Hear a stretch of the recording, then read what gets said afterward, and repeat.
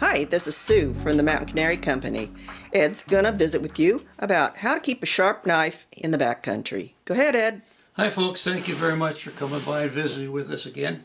You know, probably the most dangerous knife you can have to injure yourself or damage what you're working on is a dull knife. You'll slip with it, you won't get into what you want to do, and you're probably more likely to injure yourself or have a problem with it. Now I'm a person that carries knives around a lot. And this is a knife you'll probably see on my belt on a day-to-day basis. It's a buck knife. And you'll see that it's kind of hollow ground in here. You see what I mean by hollow ground? It's hollow, my finger's running down it. Well, that knife is a little it's harder to keep sharp, or sharpen rather, to get to a good edge than what they call a Scandi grind. A Scandi grind is an old-fashioned grind, very primitive grind, and you can see here there's a line coming down here. Well, below that line is a constant taper. And working with that constant taper is really quite easy when you're thinking about it. Now, when you're working with a knife and you dull it, you have a choice, and that is ask around if somebody else has got another sharp knife. Grab another sharp knife if you have it, and or sharpen. And in the backcountry, you're probably thinking of, I just wished I'd sharpened that knife at home on my tools that I have at home, which will make it a whole lot easier and do a nicer job on the blade. But that's probably not going to be there. So what can we take with us? What can we have back there that'll work for us? Well, basically there's two pieces here of this puzzle that work quite well for me.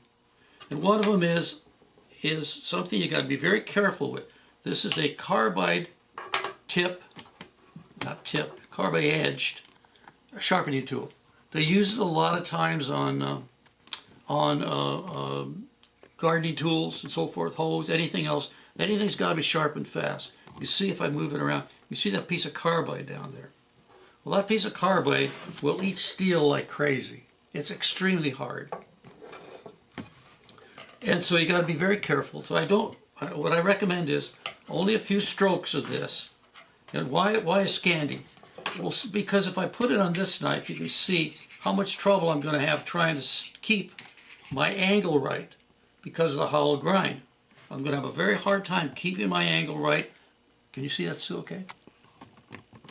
Okay, so you have a hard time keeping the angle right because of the way the blade is built.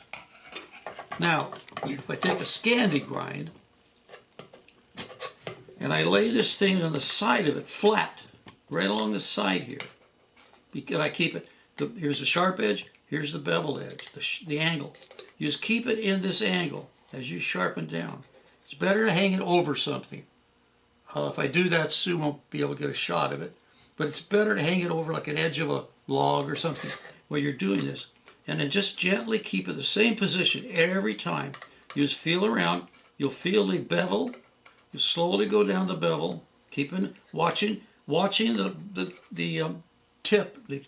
edge as you go down, making sure you don't see any light coming between it and this. So in other words, it's level. And if anything you see light underneath it, that means you're off your bevel. So slow down, go back there.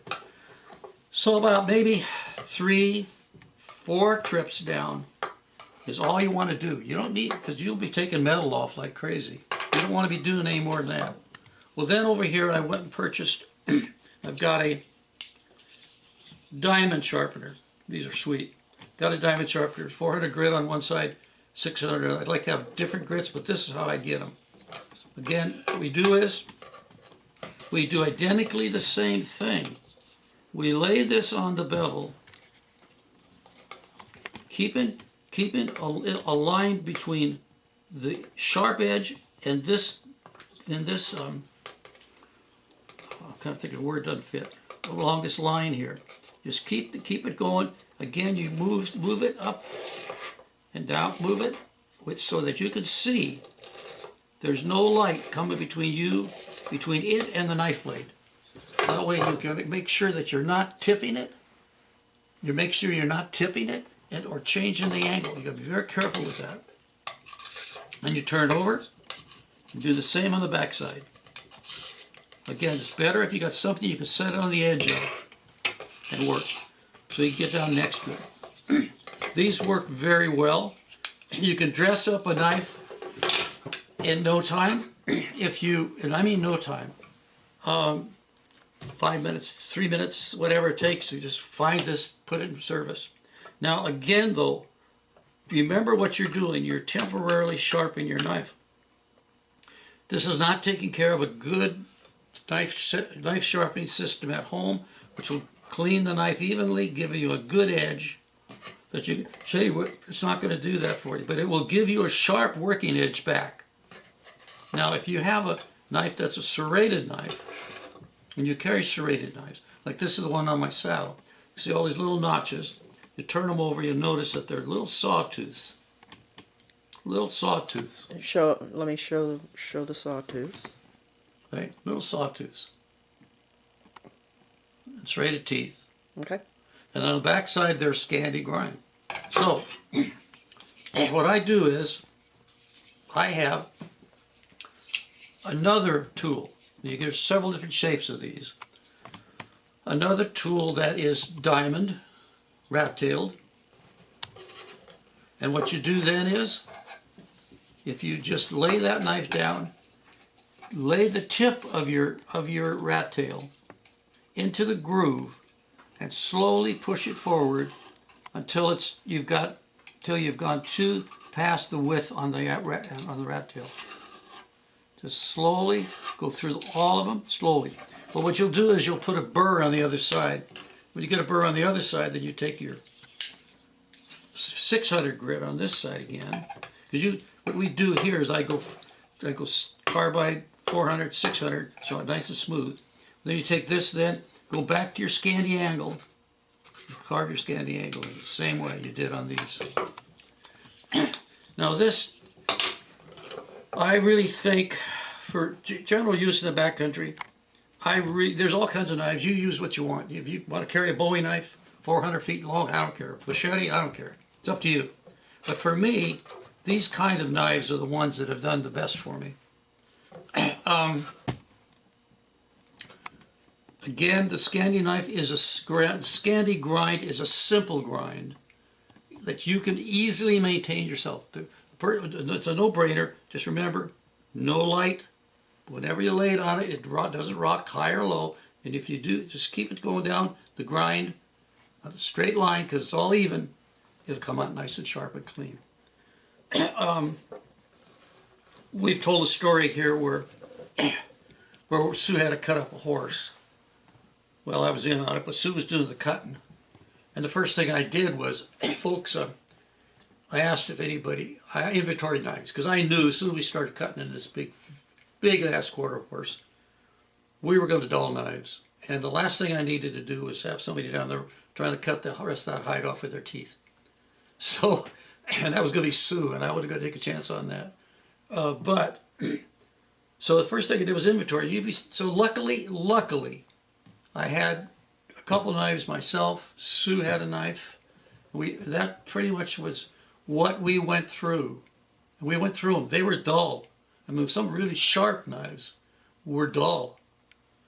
So you never know. You never know when you're really going to need a sharp knife. You start cutting on synthetic rope. If you start cutting with synthetic rope, the only way to cut it is to saw it. That knife will dull in no time. So will this one. But if you take your serrated edge with the sawtooths on it, you then saw through that synthetic rope quickly. Now, most people don't know the difference anymore since from fiber rope to synthetic rope. In my past experiences, I've used a lot of fiber rope and synthetic. But you get some of these synthetic ropes now are so hard, they're so difficult to cut. Anything with polypropylene in it is terrible to cut. Again, the only way you're really going to get through it is with a serrated edge. So be ready to handle these things. You can use your sharpening tools on your axe. You'd be surprised if you've got them, how handy they are. You just fold them up, double seal them in a couple plastic bags, stick them in your saddlebag, right in there with your emergency equipment. Okay, Sue, did I miss anything?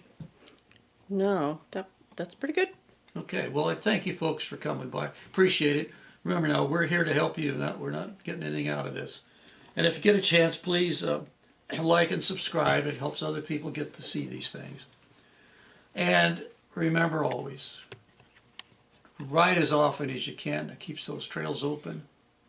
And please, please, please ride as safely as you can. We'll see you all again next time. Looking forward to it. Bye-bye now.